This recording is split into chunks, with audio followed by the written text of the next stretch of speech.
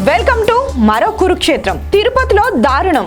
ప్రమాద హెచ్చరికలు లెక్క చేయక సింహం ఎన్క్లోజర్లోకి దూకిన రాజస్థాన్ వ్యక్తి. ప్రమాద హెచ్చరికలను లెక్క చేయకుండా సింహం ఉన్న ఎన్క్లోజర్లోకి దూకిన ఓ వ్యక్తి దుర్మరణం చెందాడు.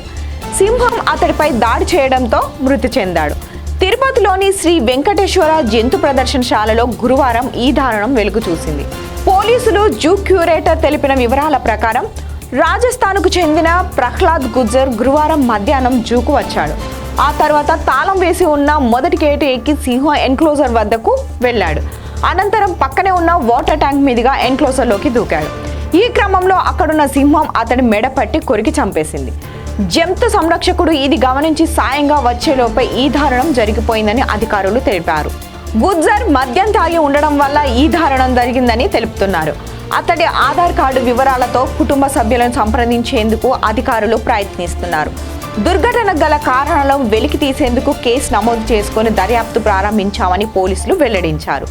మరో లేటెస్ట్ అప్డేట్స్తో మళ్ళీ మీ ముందుంటుంది మీ రజని.